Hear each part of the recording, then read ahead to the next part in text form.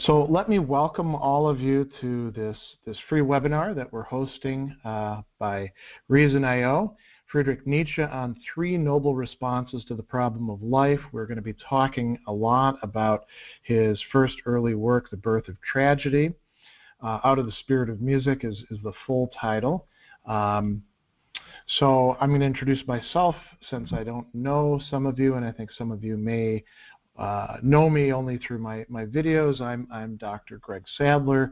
I'm the president of ReasonIO, which is essentially a mom and pop company here in Milwaukee, Wisconsin.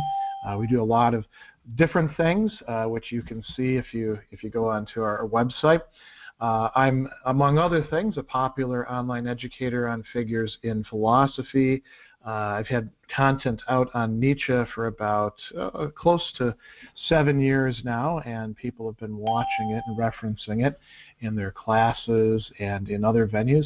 And I've been teaching Nietzsche really since I began teaching philosophy classes 19 years ago. He's a nice foil. Ethics was my very first class that I got to teach. I managed to smuggle him in as sort of a critic of different types of morality.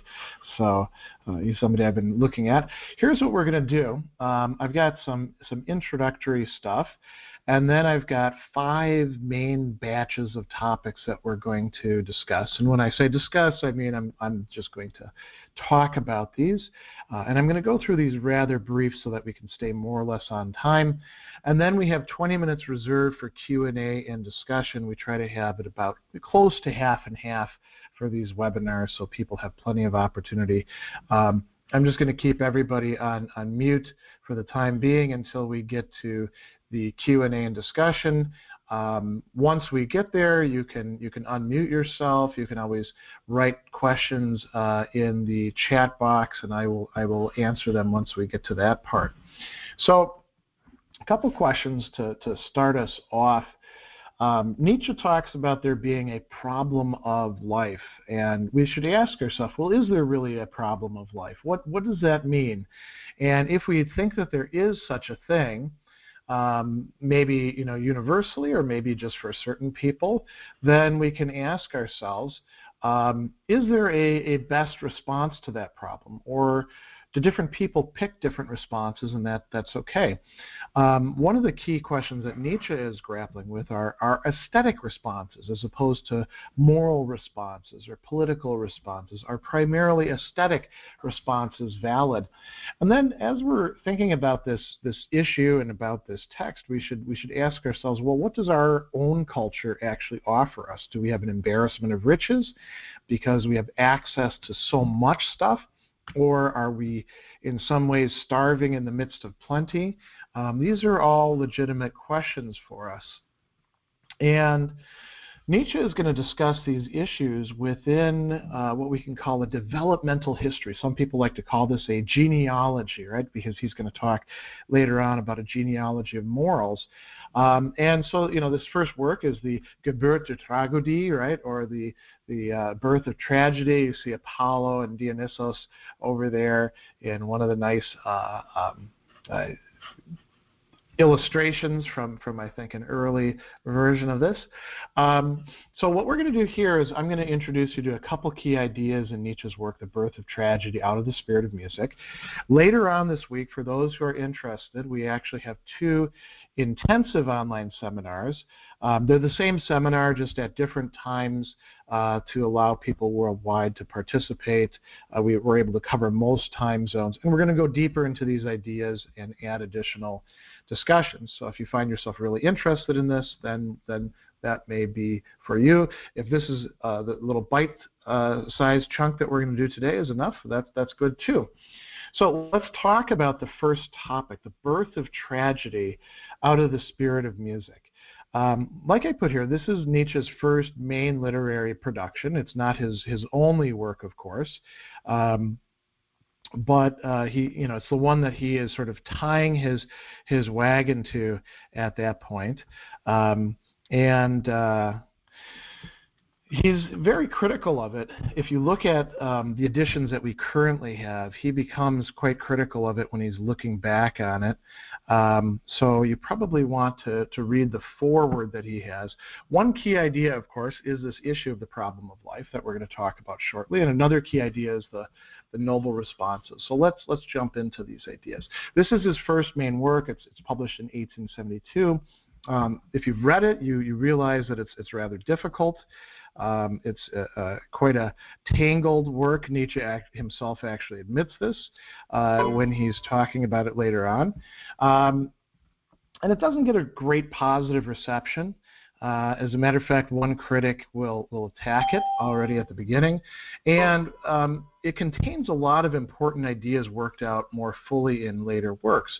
So Nietzsche says, this is part of his self-criticism, the question was one of existence, of the value placed on existence. And he asks, is pessimism inevitably a sign of decadence, or is there a strong pessimism? This is a typically Nietzschean framework or theme.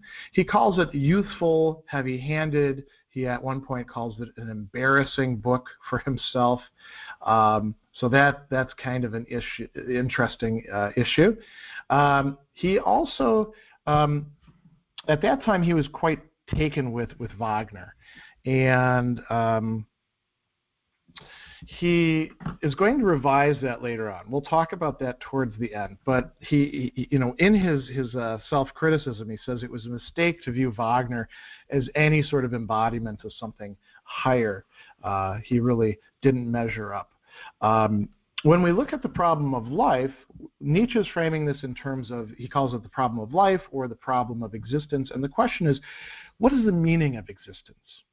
What justifies the life that we live in which we toil, we suffer, we endure pain, things don't seem to make sense, maybe all of our labors are going for nothing? This is an age-old question about the human condition that is dealt with in philosophy and religious texts and literature. And so all sorts of responses are actually possible for this, and Nietzsche's going to lay out what some of these are. So here we get to really the core of our webinar today, the three noble responses. Very late in the work, Nietzsche writes, in age after age, the same phenomenon recurs. Over and over, the avid will finds means to perpetuate its creatures in life by spreading over existence the blandishments of illusion. One man is enthralled by one man is enthralled by the Socratic zest for knowledge and is persuaded that he can staunch the eternal wound of being with its help. Another is beguiled by the veil of art which flutters tantalizing before his eyes. That's the Apollonian. Yet another is buoyed up by the metaphysical solace that life flows on, indestructible, beneath the whirlpool of appearances. The three kinds of illusion I have named answer only to noble natures who resent the burden of existence more deeply than the rest. So here he's actually laying out what the three noble responses are: Socratic, Apollonian, and Dionysian. These are what we're going to discuss. So let's talk about the second main topic. What is this business about the Dionysiac and the Apollonian? We're going to look first at intoxication and dream, because that's where Nietzsche begins. Then we'll talk about what each of these is. So this is a contrast very early on in the work. Nietzsche says both of these are ways of, in some sense, disguising the nature of existence from us, because if we take it raw, we can't actually endure it. So the dream is Apollonian. It's identified with Apollo, the god who actually sends messages to human beings through dreams. There's some structure to it, some illusion, some play, a world that you can work with. Contrast that, the sort of, and don't think about nightmares, but think about, nice dreams where you are maybe floating or meeting interesting people. Intoxication is at the other end of the scale. It's Dionysiac. You're losing the self in some sort of primal unity, in a dynamism, in effect, in some sort of chaos. And so the Dionysiac, Nietzsche sees this as more primal than the Apollonian. He doesn't see it as simply the way things are if we strip away all the appearances. He talks sort of on the edge of that, but he also sees this as a response. And, it's characterized by dance, by music, by affect, our emotions, even frenzy. And the self gets lost within the dynamic, suffering, contradictory unity. He doesn't say that, when we realize that all things are one, that it's a really nice, experience or something like that. He's saying that this is actually, in some respect, terrifying, that the world at its core is actually shot through with contradiction, and the Dionysiac embraces that. The Apollonian is something at the other extreme. And he tells us that Apollo is the founder of states. He imposes order, restrictions, and limits. He talks about the Delphic oracle with these mottos of nothing too much and know thyself. He also talks about the Apollonian as something almost like an armed camp, setting up a citadel. And he might have in mind something like the fortifications in Athens themselves. It involves a distinction of the self apart from other things, what he calls the principium individuationis, the principle of individuation.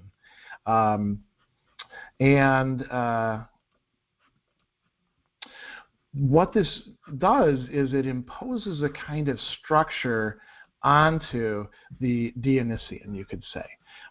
It makes the Dionysian freeze in its movement. And if it goes too far, he says it can become frozen in Egyptian rigidity.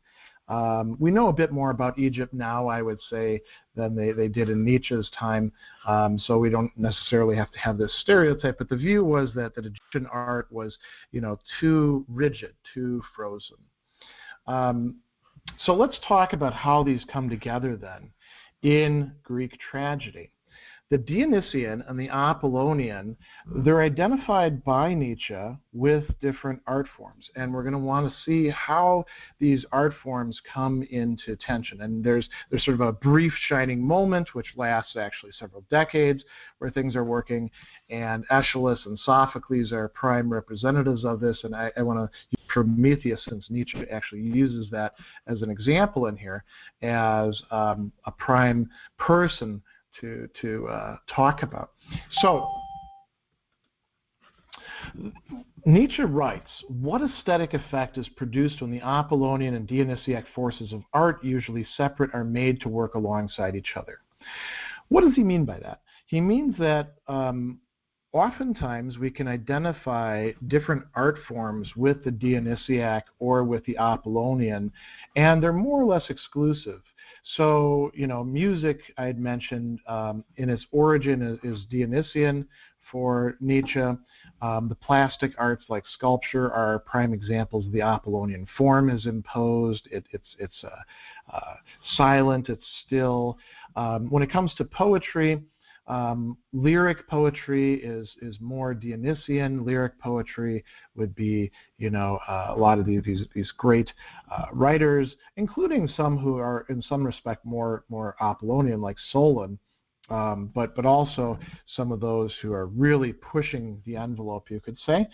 And then epic poetry, like that of Homer, would be Apollonian. It's creating almost like a dream world that you get to participate in through observing the spectacle that's being created through language. And tragedy is, in some respect, a kind of mixture, but it's not just a mixture. It is getting something that goes higher and higher and higher in its dynamic tension. And Nietzsche devotes a lot of discussion to the chorus and the role of the chorus. And we can talk about that in the Q&A if you're really interested in that. Long story short, he thinks that the chorus represents the Dionysiac sort of impulse, and the chorus is a way of walling off the play, the action from the world, but it also involves the spectator. And at the same time, you have a Dionysiac chorus, and like he says, it discharges itself in Apollonian images. There's a play of images on the stage that we're allowed to contemplate. Sometimes, in ways that are going to produce happiness, and sometimes in ways that are going to evoke fear or loathing or anger. He also discusses tragedy as being an Apollonian embodiment of Dionysiac embodiment and powers. So this is a really key idea, and in Nietzsche's view, this is an equilibrium that cannot remain stable for long. So he talks here, because he likes this sort of world historical, culture identifying way of thinking about things. He talks about the Greeks managing to find a third term between India and Rome. India, in his view, had focused too much on this sort of awareness of the primal unity of things, and it led to an ascetic rather than an aesthetic response. Ascetic meaning life-denying, withdrawing from the world. You think about the sort of the key ideas that are getting to Europe about coming from, say, the Upanishads or from other Hindu philosophy or from Buddhism. A lot of it coming to him through Schopenhauer. Rome represents the opposite, and where everything is very worldly. There might be a religion, but nobody actually takes it seriously except for those dumb pagans who are, the country people, the lower classes. The priests laugh to themselves, as Cicero tells us, as they're carrying out their sacrifices, and so do the people who are drawing oracles by cutting open the entrails of birds. The Greeks managed to find a third term that would respond to the problem of life in a very dynamic way by bringing together the Apollonian and the Dionysiac into a dynamic tension. And this, unfortunately, lasts only for a few generations. So he says that it was through tragedy that myth achieved its profoundest content, its most expressive form. And that's an interesting way to describe it, isn't it? So Prometheus is really a great example of this. If you've read Aeschylus's play, Prometheus Unbound, it's often, bundled together with the book of Job. And I think that's kind of a nice companion piece for that, in part because they're both dealing with the problem of suffering and justice and the role of the gods in relation to man, or the divine, if you like. What Nietzsche says this reveals is an insoluble conflict between human beings and gods, competing claims of justice. There is no single universal justice that is able to take them all in. Instead, even the gods are, you might say, in some respect, at war with each other. Prometheus is actually one of the Titans who did not fight on their side against the gods, Zeus and people like that. But he's going to be punished by Zeus for what? For bringing fire to human beings, for setting human beings not quite equal to God, but at least on some sort of footing. And if we think about what's going on and what Nietzsche is identifying there, we might call to mind the other plays of these two authors. With Sophocles, who comes to mind immediately? Probably Oedipus and the entire Oedipus sequence. With Aeschylus, we have the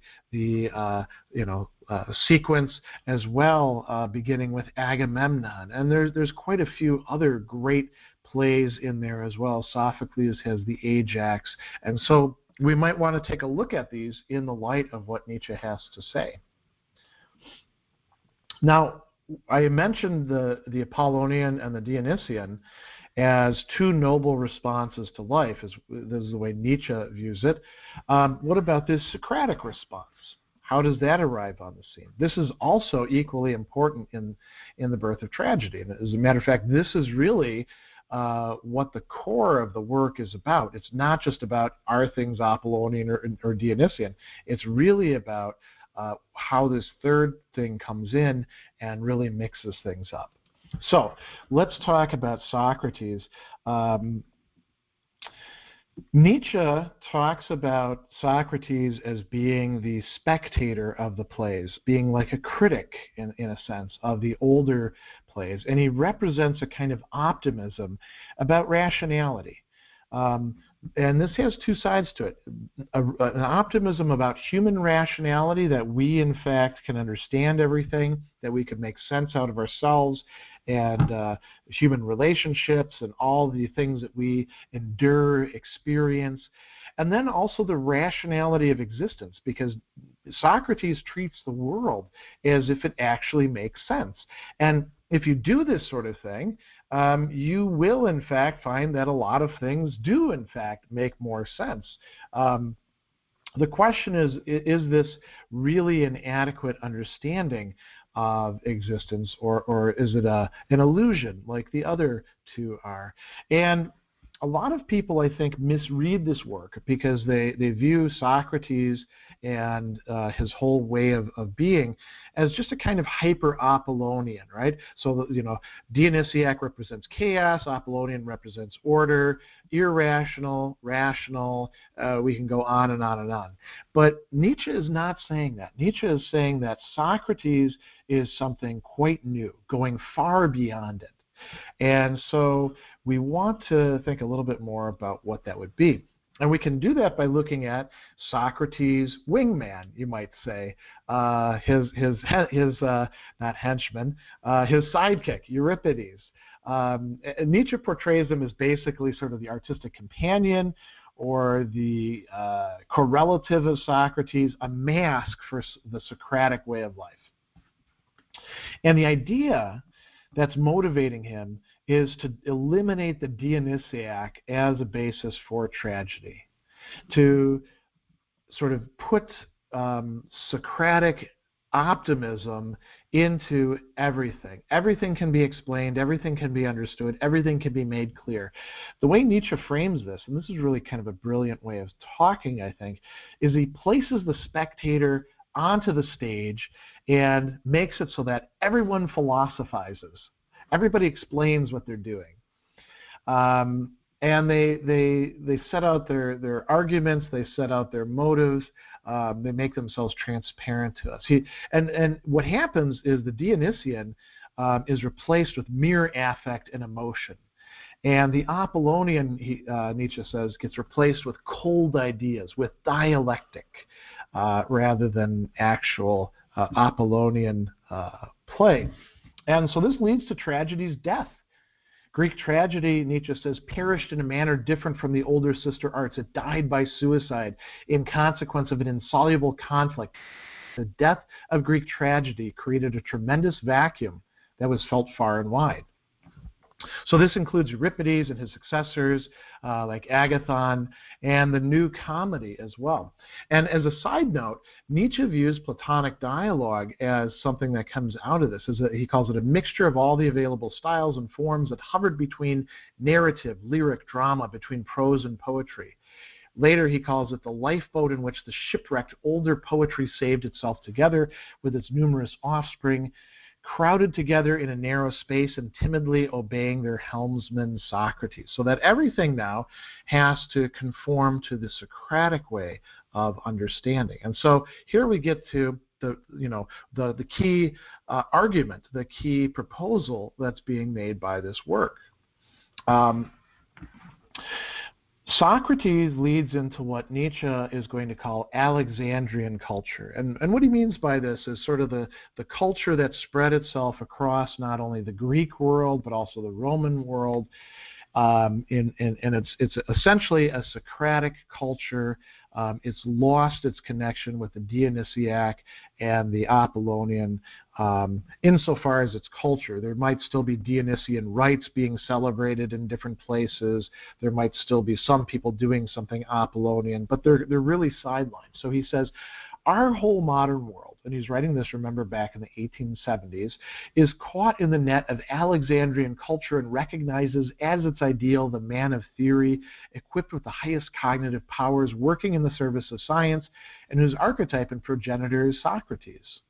He also notes that this Alexandrian culture is beset by an internal contradiction. It requires a slave class in order to function, but it also undermines the very legitimacy of that reliance upon the slave class, which leads to all sorts of social conflicts.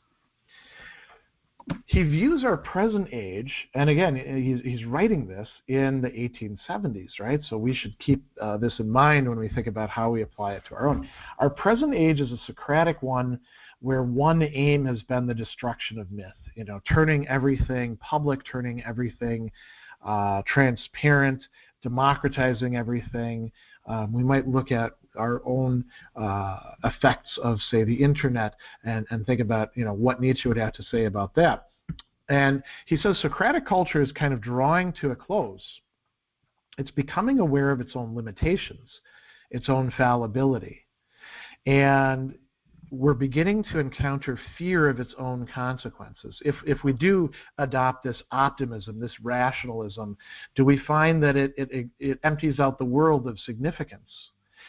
It also begins to realize that its foundations are not as solid as it presents them as being. And so this is where we're going to end.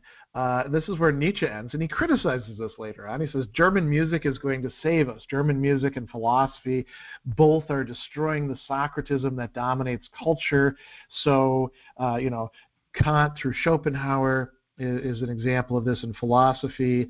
The whole progression all the way up to Wagner is an example of this. By the way, I'll mention that he considered opera a totally Socratic way of doing music, and he thought it was without any cultural value at all. He doesn't mean Wagner's opera. He means sort of the traditional opera. So, a new fusion, he thinks, of Apollonian and Dionysiac becomes possible in music. And I think he really did see at that time Wagner's Gesamtkunstwerk, the total artwork, as a way of pulling this off. He gives us as an example of this Dionysiac dissonance, the attention to how you use dissonance in music, which was becoming quite a major topic if you think about late classical music. So now we reach the time for dedicated question and answer. Feel free to unmute yourself and ask whatever questions you like, or to put your questions in the chat function, and I will take each of them in turn, and we'll go through them. Alfredo asks, do you think for Nietzsche, Socrates represents modernity?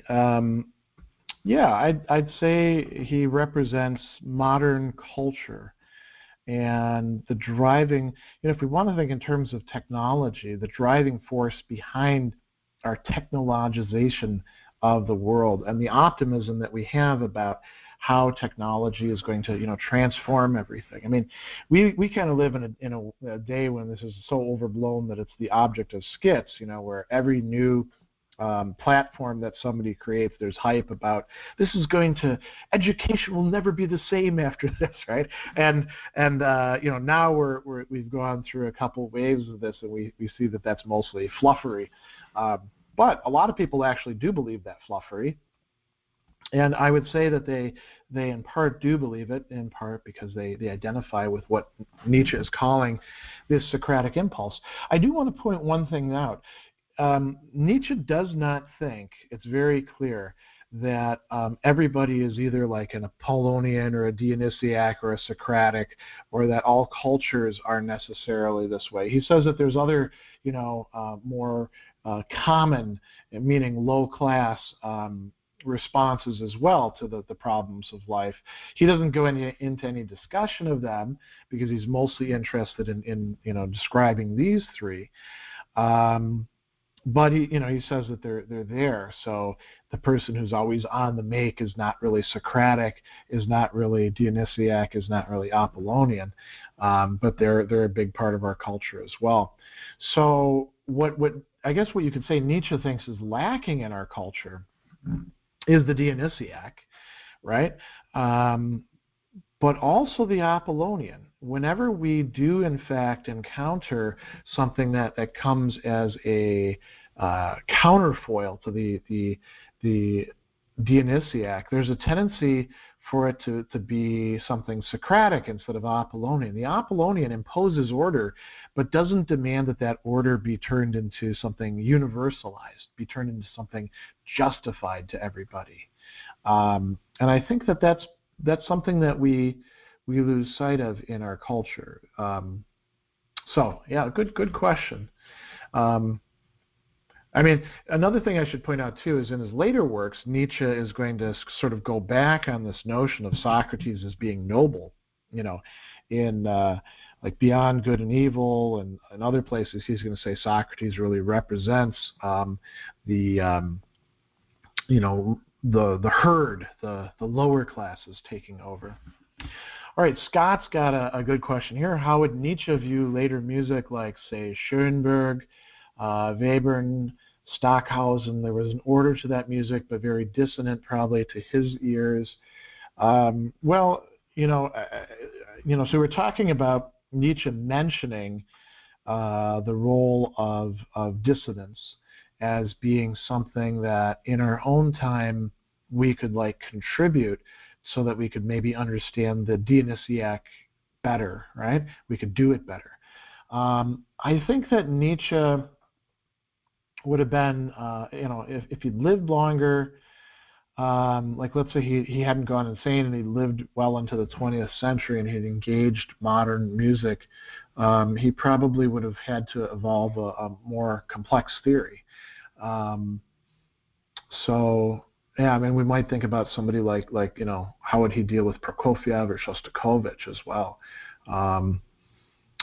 Schoenberg would really be, I suppose, somebody of interest to him, where he's doing the 12-tone, and you got to go through each of them first. How does that actually represent something to us? What does it provoke in us?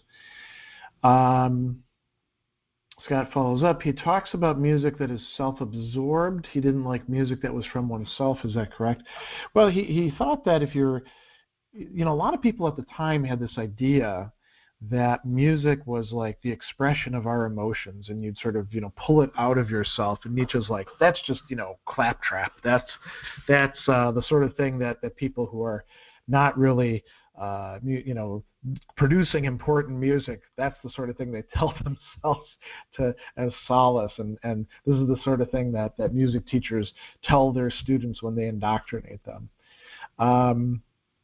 In a way, you can only really produce great music when you are working with more than just what you've got, when you've got some sort of cultural inheritance that you're struggling with and transforming.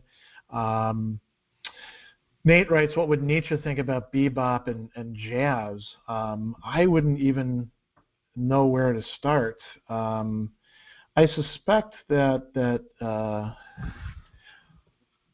he might, when we think about jazz, so jazz is kind of an equivocal term. It covers so many different things. There might be some genres of it that Nietzsche would be interested in or okay with, but I suspect that he would probably dismiss most of it, unless he was actually like put in a jazz club and could observe, the musicians working together in virtuosity. Maybe then he'd see it as something where you have a fusion of Apollonian and Dionysiac. I don't know. I mean, if we think about smooth jazz, I think he would take a listen to that and be like, well, this is pretty saccharine stuff, Scott writes, that makes sense. So he doesn't think youth would create good art because of no life experience. That doesn't really come up in here. I don't see anything that would preclude youth from creating good art. Although life experience would certainly make what they're working with deeper, right? Particularly when we're thinking about tragedy, where you've got not just a certain musicality to it and movement to it, but primarily, as Aristotle identified, thought involved in the characters, and then of course you have the plot. But youths can be quite involved in their the culture that they inhabit. And some youth seem really old beyond their years. So I hesitate to say that he, it's something he really just doesn't talk about that much in this text. All right, what other questions have you guys got for me?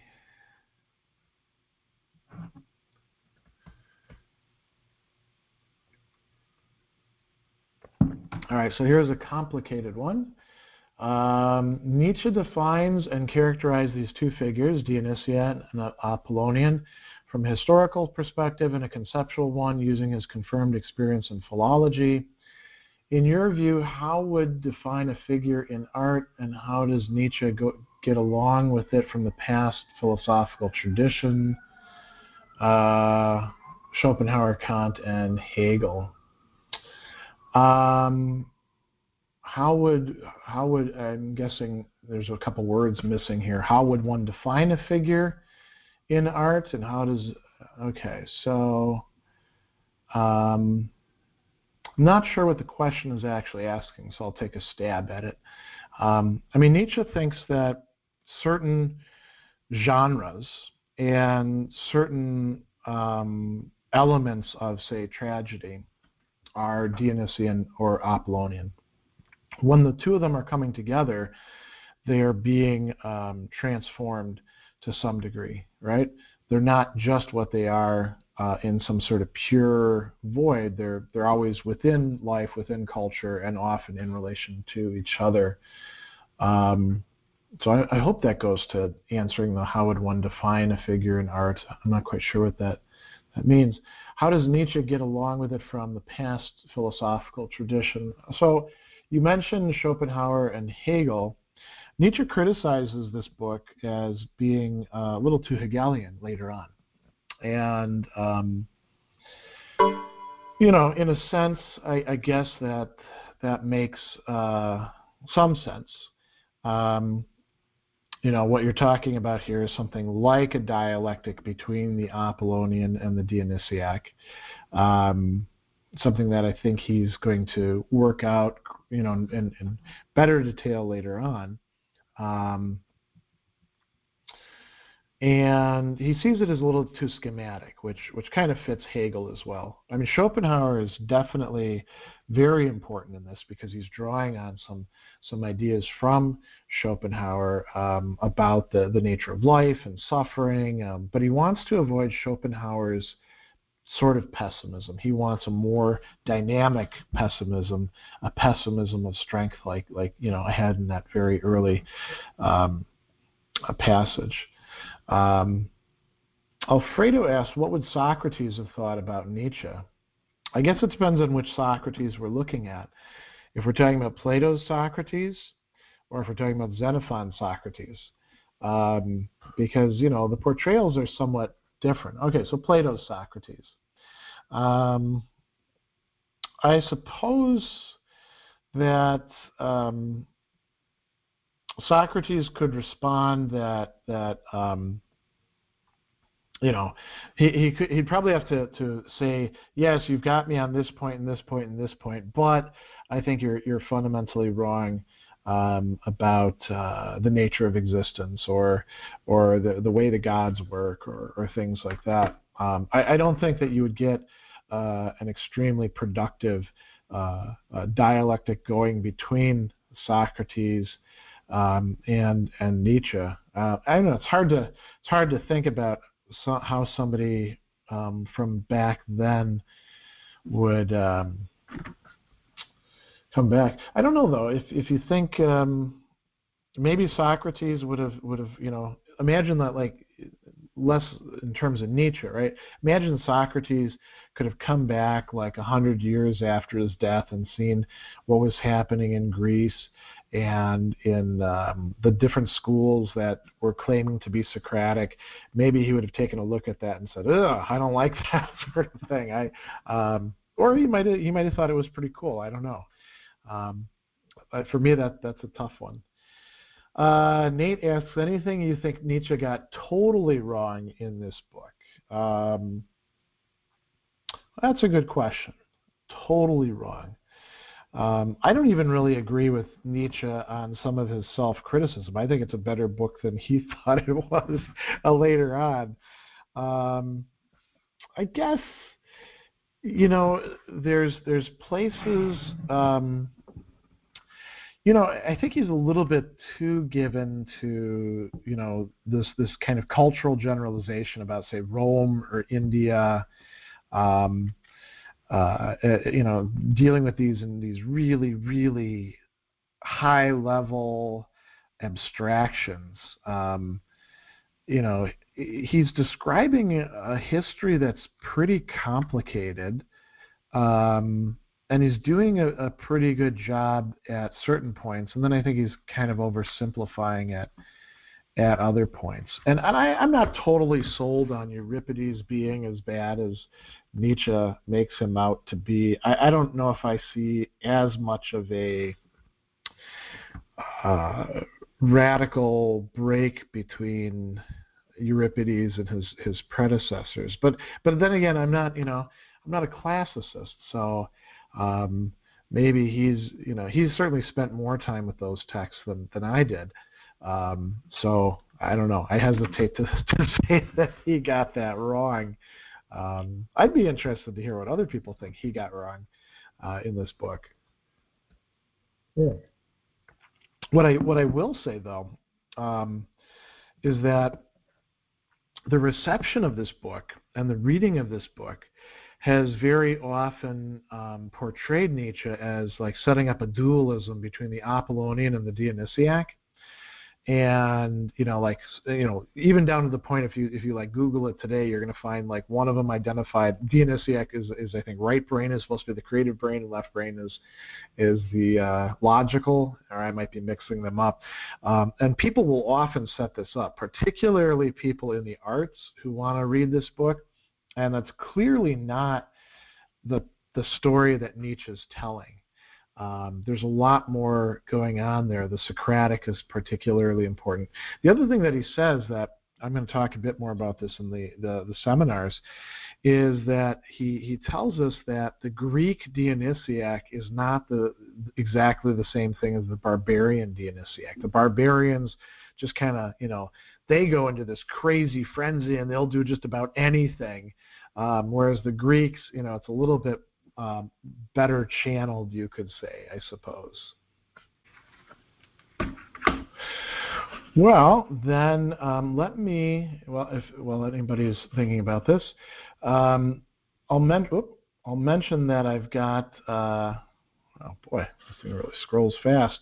I've got a Nietzsche playlist in my main YouTube channel. I'm going to be adding to that, some more core concept videos. But if you're really interested in the Birth of Tragedy, I've got 4 one-hour videos on that specific work, and also a nice talk that I was asked to give a few years back for the Pell Honors Program at one of the colleges out east. I'm blanking on the name at present. I can remember the place.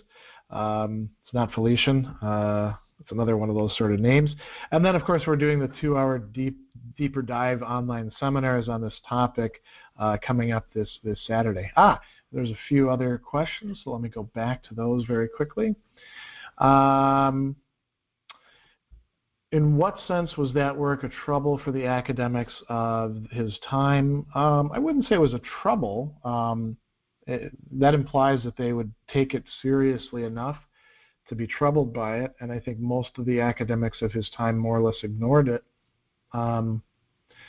It's a challenging work. It's putting forth kind of a very new and radical reinterpretation of things. And typically academics, unless they're really into that and it fits their particular narrative that they already want to tell, they tend to ignore stuff like that.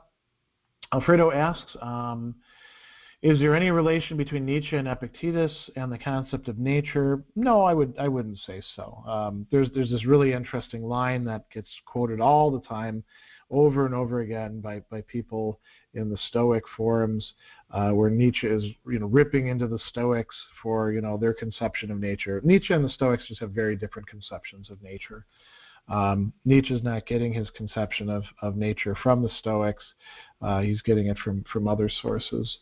Holly asked, did Nietzsche revise this material in his positions in later works? Yeah, he was continually revising his position. Like I said, there's an attempt at self-criticism at the beginning of this work, where you can see his own take later on what he thought was lacking or went too far in this work. Dionysius keeps coming up. He doesn't talk all that much about the Apollonian as such in those terms from that point on, but he does talk a lot about imposing order and force and things like that, which is tied together with the Apollonian. And like I mentioned, the Socratic winds up no longer being a noble response, but sort of an ignoble, how the masses or the people filled with resentment get their licks in for Nietzsche in later works. And he really revises his picture of Socrates as being kind of a humble, not humble in the good sense, humble as in the man of the mass who rises up and takes over. All right, so I'll mention as I bring this to a close, if you enjoyed this free webinar, you might want to consider becoming a supporter of my work on Patreon, and there's the link down below. Glad all of you could attend, good questions, and I hope to see you in some of our online events down the line.